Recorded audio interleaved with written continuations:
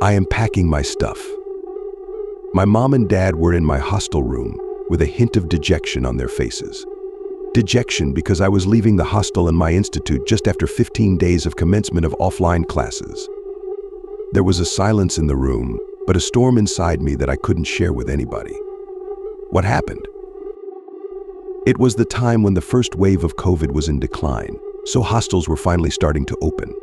I had mixed feelings, excited to take offline classes after a long time, and a bit anxious about going away from home for the first time.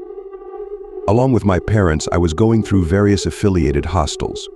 We visited the first one and hated it because it was very congested, not even a single window in the room, and shared bathrooms. So I decided to look at another option, and we liked it. Little did I know that this place was going to be like a deep, dark abyss.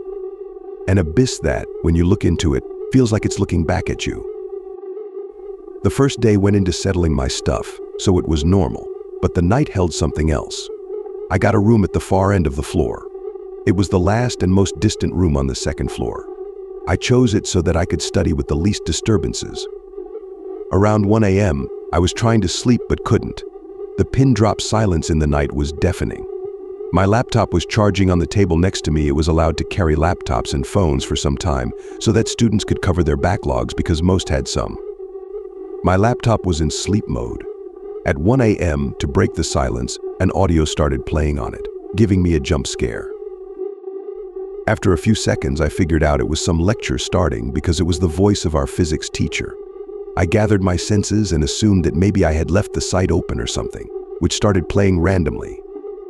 I switched off the laptop and went into a deep sleep, but this was the last sleep I was going to have for the next 15 to 20 days. I got up at 5:30. Because in our hostel, it was exercise time. Coming out of the room, I encountered our floor warden. She was a sweet lady, unlike many wardens. She said, "Beta, why were you studying all night? And if you were studying, you could have used headphones. Though the sound was low, while taking the round, I could hear it faintly. Don't do it again." I was like, what? I didn't study at night. She must be mistaken, and I ignored it. The exact same thing happened the next day, and this time she was not so sweet. She said, "I will confiscate your laptop if you don't listen." I argued with her because I was damn sure I had switched off the laptop. Somehow the matter got over. While leaving for the institution, this unknown guy from my building, who was a second-year dropper and had been studying there for 3.5 years, came to me. I met him for the first time, but I had seen him during exercise sessions. We talked for some time, and then he said, "Brother, you are very courageous. Aren't you scared?" I said.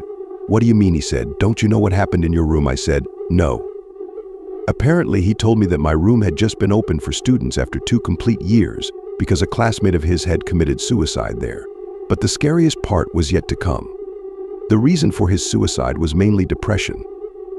But he gave up the day he was humiliated in front of the whole class of 200 students by our physics teacher because his work was not completed. The teacher had a habit of checking, and he couldn't answer questions. My fear skyrocketed last night. That very physics teacher's lecture had randomly started playing, and the warden had been complaining for 2 days. But I could not leave the room due to financial issues, and moreover, the warden was also not agreeing to change. The coming nights were haunting. I couldn't sleep.